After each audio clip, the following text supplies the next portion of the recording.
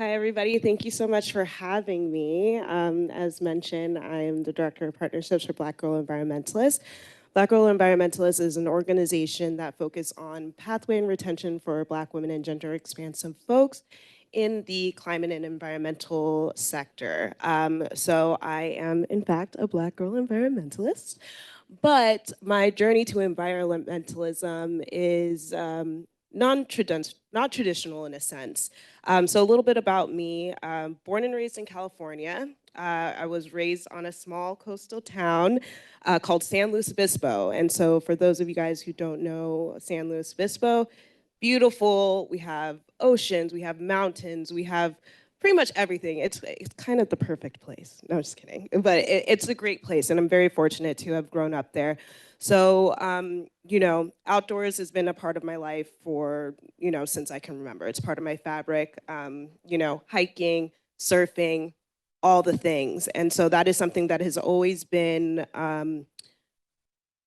something that brings me back to myself, that grounds me. And a few years ago, when we all were going through it, right? We're all trying to figure out how can we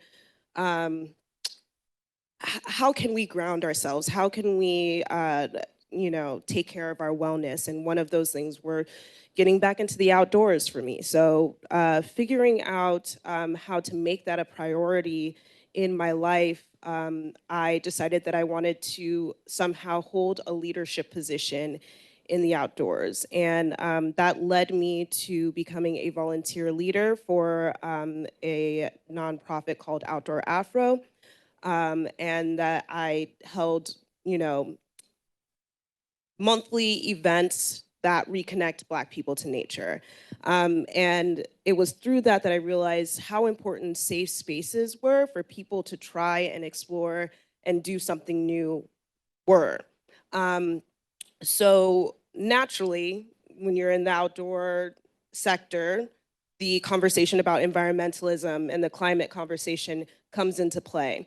For me, I do not have a background in science. I don't have a background in policy. I am actually an entertainment professional. I work in TV and film. I do development. I have no idea about that world, but it's obviously a conversation that we all know is important.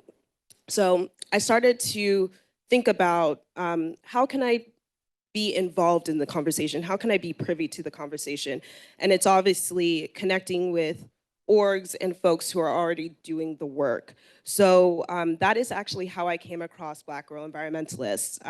I, Google, research, all that stuff, came across Black Girl Environmentalists, and I was like, this is a group that I want to be a part of. Like, this is the room that I want to be in. I may not have all the answers, but the answers are here somewhere. And so they happened to be looking for a hub leader for Los Angeles at the time that I, found out about the group. And I was like I said, don't have a science background, don't have a policy background, but I know how to hold space for people. And I offered that as a skill to Black Girl Environmentalists, and that's how I became a hub leader and eventually the director of partnerships, the incoming director of partnerships. And so for Black Girl Environmentalists, we focus on programming that not only is for Black women and gender expansive folk in the sector and Black climate leaders in the sector, but it's also kind of revolutionizing what a Black girl environmentalist looks like. You do not have to have a science background. You do not have to have a policy background or environmentalism background. You can be an entertainment professional and still have, a say in the climate, conversation, because it will take all of us to make a difference. So we have pipeline programs, we have fellowship programs, but we also have programs that focus on the holistic part of it, right? Like dealing with climate anxiety and wellness. And so I'd love to show you guys a clip of a recent event that we did in Los Angeles. It was actually our first event that we did in partnership with a sustainable content creator. We did a beach cleanup and a bar yoga class, and you're thinking, what does that have to do with, sustainability? But it's the idea of, taking care of your wellness, because You know, happy or healthy and informed communities make healthy and informed decisions.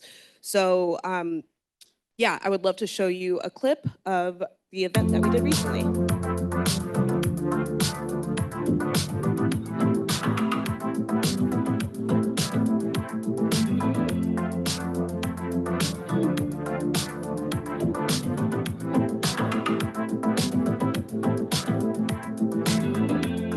You sold it slower to find your man.